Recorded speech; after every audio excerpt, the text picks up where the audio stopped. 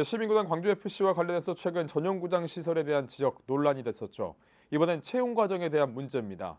시민들의 헬스로 운영되는 광주FC 운영에 있어서 인사가 불투명하다는 지적인데요. 이와 관련해서 오주석 광주경제정의 실천시민연합 사무처장과 연결해서 이야기 나눠보겠습니다. 연결되어 있습니다. 안녕하세요. 네, 안녕하세요. 네, 시민구단 광주FC 고액 연봉을 받는 현 경영본부장 채용 과정이 불투명하게 진행돼서 논란인데요. 어떤 내용입니까? 광주 FC는 시민들에 의해서 시민들이 이제 참여해서 만들어진 시민 프로 축구단이잖아요. 그리고 구단주는 강기정 광주광역시장입니다. 그리고 이제 주식회사로 이렇게 주식회사로 되어 있는데 지난 2월 초죠. 2월 초에 그 경영본부장을 채용을 하면서 이사회의 결의 1월 27일 날 이사회에서 결의를 해서 견범을 채용하자 하고 그냥 채용을 했습니다. 그러면 실제적으로 이런 고액 연봉을 받는 개헌 본부장이기 때문에 채용 과정들이 있어야 되잖아요. 근데 지금 의혹이 제기된 게 뭐냐면 이력 산장 없이 이사회 결의에서 채용했다 이거거든요. 통상적으로 이제 일반적으로 이렇게 채용 과정들을 우리 보면 기업체에서도 그렇죠. 되게 요즘에는 공모를 하면 서류 전형을 거치고 그다음에 인사위원회를 구성해서 면접을 보고 그다음에 이렇게 이제 채용을 확정하는 이런 과정을 가져가는데 그런 과정들이 없이 채용이 됐다고 하는 거 이게 이제 지금 문제로 지적되고 있는 겁니다. 네, 시민구단에서 이처럼 채용이 불투명하게 진행되면 무엇이 문제가 되는 걸까요? 이 광주 FC는 현재 상태로 운영되기가 어렵기 때문에 아까 제가 말씀드렸듯이 시민들이 참여한 시민 프로축구단을 말씀드렸잖아요. 그리고 구단주가 강기정 광주광역시장이고요. 그래서 매년 시민들의 세금이 한 100억여 원 정도가 이렇게 투입이 되는 상황이 됩니다. 그리고 방금 진행자께서 말씀하셨듯이 그동안 광주 FC 인사와 관련해서 어, 좀 잡음이 있었던 걸로 그렇게 알려지고 있습니다. 그러면 이번 작년 11월 달에 새로 대표이사도 바뀌었기 때문에 쇄신을 하려면 이런 채용 과정부터 좀 공정하게 가져가야 될 필요가 있죠. 이렇게 이사회 결의에 의해서 그냥 채용을 해버리게 되면 기존에 있는 직원들도 어떻게 보면 이해하기 좀 어려울 수 있고요.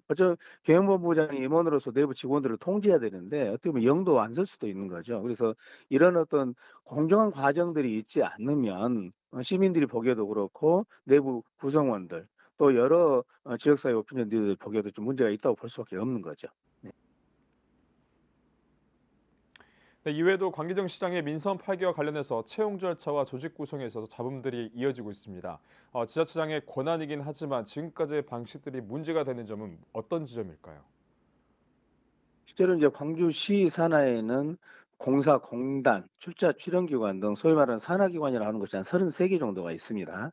되게 이제 아까 진행자께서 말씀하셨듯이 이런 산하기관에 대한 조직의 진단, 그리고 필요하다면 통폐합 이런 부분들이 이제 시장의 고유 권한일 수 있죠. 그러나 추진하는 과정상에서 어떻게 보면 이해 당사자들이 많이 있거든요. 내부 구성원, 통합되는 쪽의 내부 구성원들은 당연히 본인들의 신분의 불안, 어떤 이런 것들 때문에 좀 불안해할 수도 있고 또 과연 이 통합되는 기관들이 그럼 통합하거나 제대로 기능을 할 것이냐 하는 문제 이제 이런 것들을 사실은 용역을 맡겨서 조직 진단을 하게 되는데 실제로 작년에 과정들을 보면 강희정 시장께서 통폐합하겠다라고 하는 전제를 가지고서 조직 진단을 맡겼고 그리고 중간에 어떻게 보면 의회하고도 좀 소통이 잘 안 된 부분이 있었어요. 그래서 의회에서도 첫 번째 심의 때는 보류를 했고 그 다음에 이제 심의 때는 상황을 보건대 좀 어쩔 수 없이 통과시키는 그런 상황들이 발생을 하게 된 겁니다. 그래서 이러한 부분들은 물론 이제 조직 진단을 거쳐서 조직을 통폐합할 때 시간을 많이 가게 되면 이제 좀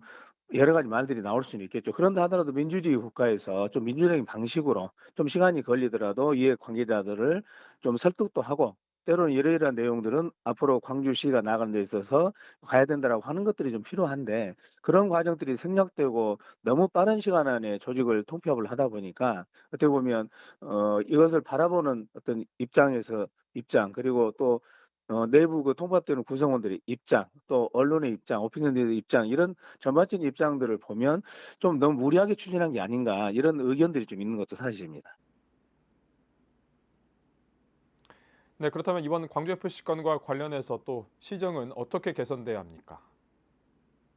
네. 이제 앞으로 벌써 민선 8 기가 출범한 지 1 년이 됐습니다. 그러면 이제는 지난 1년 동안의 어떤 시장의 정책에 대해서 인제 평가도 받아야 될 시기가 됐고 하기 때문에 이제는 한 번쯤 우리 광주광역시 그리고 시장님께서도 좀 1 년을 좀 되돌아보고 숨가쁘게 달려오셨잖아요. 앞으로 인제 3년 남은 동안의 임기를 어떻게 가져갈 거냐 하는 부분들을 다시 한번 좀 재정립을 했으면 좋겠다. 그리고 가장 중요한 것은 아까 광주 FC 문제에서도 말씀드렸지만 요즘 사회는 공정하고 투명성을 굉장히 강조를 하거든요. 그래서 정책을 추진하는 과정에서도 조금 시간이 걸리더라도 아까 말씀드렸던 그런 이해 관계자들에 대한 어떤 소통 이런 부분을 좀 강화하면서 공정하고 투명한 절차들이 좀 진행이 됐으면 좋겠다 이렇게 생각을 합니다. 네, 끝으로 한 말씀 전해 주시죠. 네. 이제 지금은 국가 간의 경쟁도 하지만 실제로 인제 도시 간의 경쟁이 굉장히 심화된 상황이고요. 그리고 지금 아시겠지만 지역 소멸이 너무나도 심각한 상황입니다. 그래서 각 자치단체들이 지금 경쟁을 하고 있는 상황이기 때문에 각 자치단체의 장을 중심으로 자치단체가 어떻게 하느냐에 따라서 그 도시의 미래가 어떻게 보면 결정이 돼 버리는 거기 때문에 우리 광주광역시도 새롭게 민선 8 기가 출범한 지 1 년이 됐으니까 앞으로 어떤 가는 과정 속에서 좀 더 넓은 좀 시야를 바라보고 좀 시정이 펼쳤으면 좋겠다 이렇게 생각이 됩니다. 네, 오늘은 광주FC 불투명 채용 문제와 관련해서 여러 이야기 나눠봤습니다. 오늘 말씀 고맙습니다. 네 감사합니다.